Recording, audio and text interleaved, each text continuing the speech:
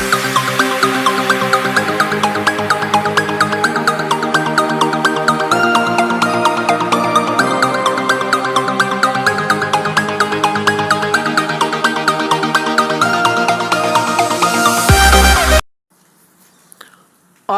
14th October 1956, Dr. B.R. Ambedkar took a life-altering decision. He decided to quit Hinduism and take up Buddhism along with close to 6 lakh of his followers in Nagpur. But why did Ambedkar converted? Why did he choose to convert Buddhism? 6 decades later, we look at the reason behind Ambedkar's decision to alter not just his own path but also the lives of a largely marginalized Dalit community. Now, I am trying to answer these questions and more.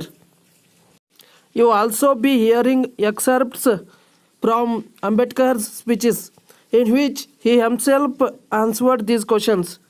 So, why did Ambedkar convert? Ambedkar had long decided to change his religion to escape what he considered a threat to freedom. The Varna or caste system propagated by Hinduism, frustrated by what he believed was an inherent part of Hindu religion. Ambedkar opined that conversion was the only method for Dalits to denounce the caste system.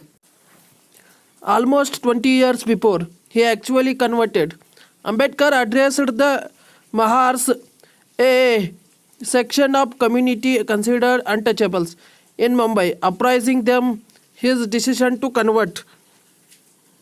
In a lengthy yet heavily influential speech, Ambedkar urged religion is for man and not man for a religion. For getting human treatment, convert yourselves.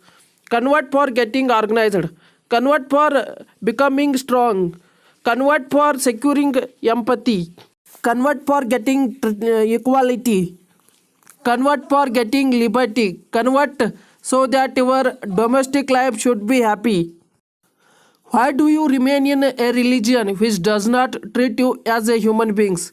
Why do you remain in a religion which prohibits you from entering temples?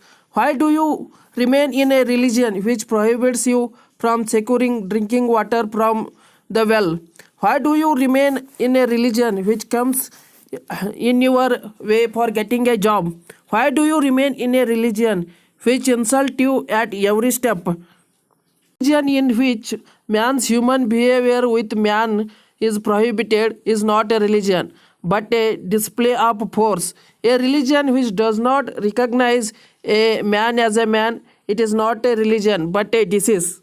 A religion which preludes some classes from education, forbids them to accumulate wealth and to bear arms is not a religion but a mockery of human beings. A religion that compels the ignorant to be ignorant and the poor to be poor is not a religion but a punishment.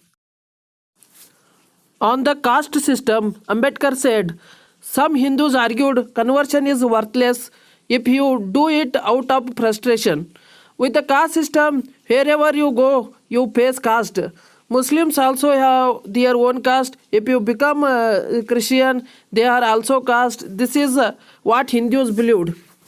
Unfortunately, it has to be admitted caste system has crept into other religion also in the country. But the burden of nurturing this great son lies with the Hindus alone. This disease originally started from Hindus and thereupon infected others.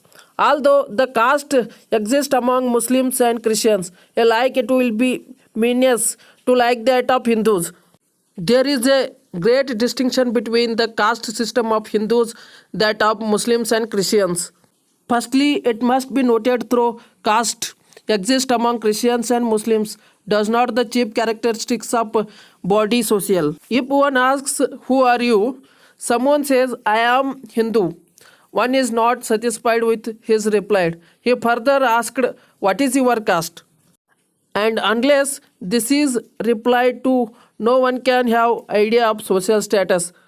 From this is evident how the caste system is prime important in the Hindu religion and how minor it is in Christianity and among the Muslims. There is one more difference between caste system and that of the Muslims and Christians. The caste system among the Hindus is the foundation of the religion. The caste system is other religion has no sanction of their religion. If Hindus proclaim to disband the caste system, their religion come in their way. On other hand, if Muslims and Christians started the movement to abolish the caste system in their religion, the religion will not obstruct. Hindus cannot destroy their caste without destroying the religion. Muslims and Christians need not destroy their religion for eradication of the caste. Rather, the religion will support such movements to create extent. Even the sake of argument, it is admitted caste exists everywhere. It cannot be concluded one should remain in Hindu fort. If the caste system is the useless, the logical conclusion is that one should accept that kind of society and which the caste has no serious adverse effect upon person and it should be abolished easily and early and in the simple manner.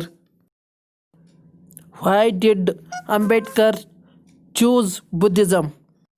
Having said this, Ambedkar then contemplated for almost 2 decades before he chose to convert Buddhism over other religions.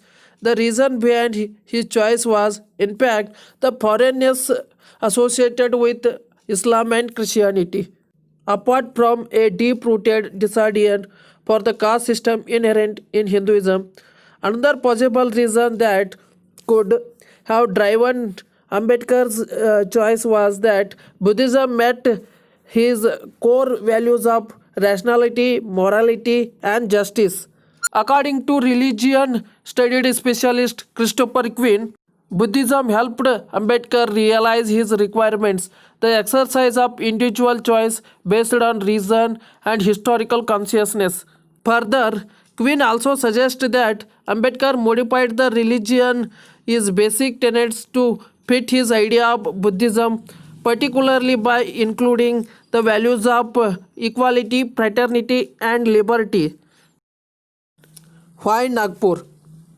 Ambedkar decided to convert with his followers in Nagpur, a move that was criticized by many, since the city was also considered the birthplace of Rashtriya Swayam Sevaka Sangha. However, Ambedkar clarified his decision a day after he converted on 15th October 1956. He said that he had chosen the city not for RSS but for the Naga people, who, according to history, spearheaded the movement against the Aryan people and also propagated Buddhism. Liking Dalits to the Naga people, Ambedkar reportedly said, the Naga people spread the teachings of Bhagwan Buddha all over the India. Thus, we are like Naga people. It seems that the Naga people lived chiefly in Nagpur and surrounding country. So, they call this city Nagpur, meaning the city of Nagas. So, Nagpur was chosen because of this.